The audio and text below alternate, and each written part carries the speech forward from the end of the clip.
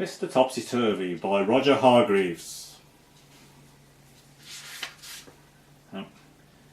Mr. Topsy Turvy was a funny sort of a fellow. Everything about him was either upside down, or inside out, or back to front. Topsy Turvy, in fact. It was all very extraordinary.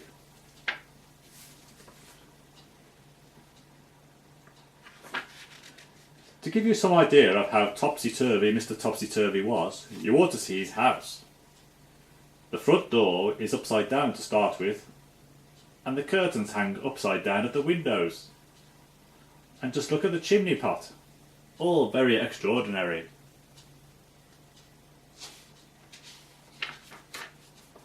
Inside is the same. Just look at the clock standing on Mr. Topsy Turvy's mantelpiece. Isn't that the topsiest turviest clock you've ever seen?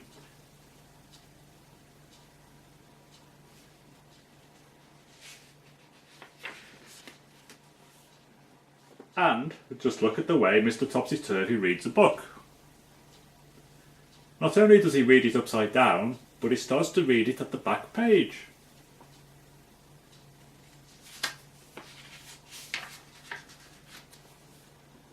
And just look at where Mr. Topsy Turvy puts the stamp when he sends a letter to somebody. Have you ever seen anything like it?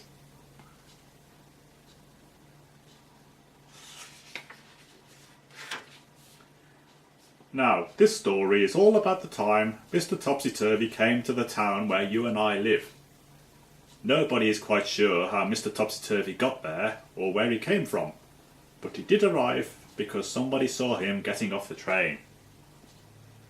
The trouble was, he did it in a topsy-turvy way, and got out the wrong side and fell onto the railway line. Which really isn't all that surprising, is it?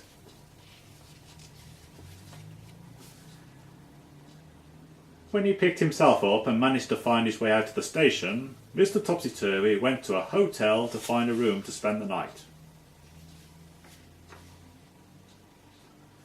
The hotel manager tried not to smile when he saw Mr. Topsy Turvy walk into his hotel, carrying his suitcase upside down and with his topsy-turvy hat on his head. "Good afternoon, sir," he said. "Can I help you?" Now, something that you didn't know about Mr. Topsy Turvy is the way he speaks. You see, he sometimes gets things the wrong way round. "Afternoon, good," said Mr. Topsy Turvy to the hotel manager. "I'd room alike." The manager scratched his head. You mean you'd like a room?" he asked. "Please, yes," replied Mr. Topsy Turvy.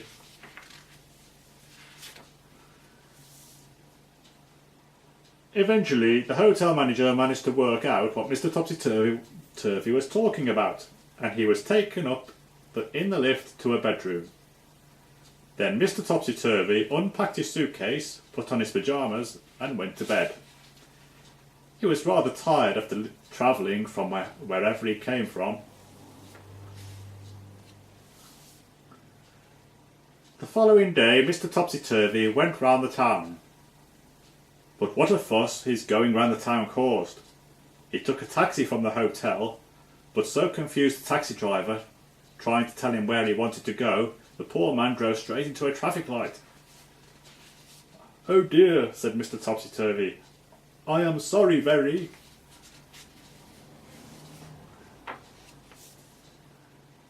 Then he went into a big department store in the middle of town. He walked up to one of the counters. "I'd like a sock of pears," he said to the lady behind the counter. You mean a pair of socks?" She smiled and showed him a pair of bright red socks. Mr. Topsy Turvy put them on his hands. Then he tried to leave, but being Mr. Topsy Turvy, he tried to walk down the up escalator, and all the people who were coming up the escalator all fell over themselves. It was a terrible topsy-turvy jumble.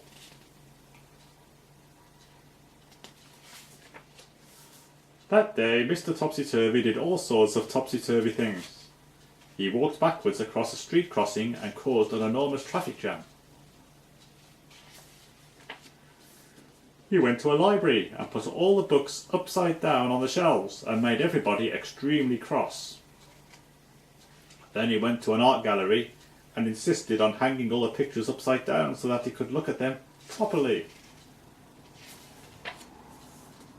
And then, after Mr. Topsy Turvy had been in the town for just one day, he disappeared. Nobody knew how he went or where he went, but he certainly went because he wasn't there anymore. The whole town breathed a sigh of relief. But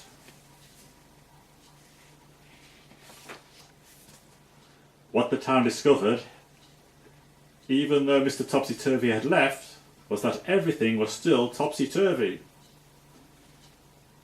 "Read all it about," shouted the newspaper sellers instead of shouting, "Read all about it."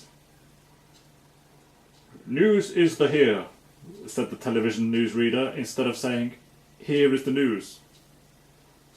"Morning good," people started saying to each other when they met, and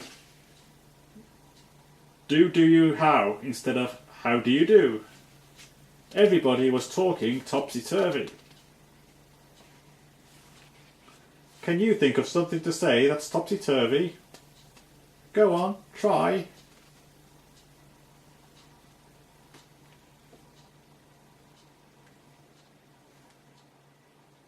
And that's the end. Good night.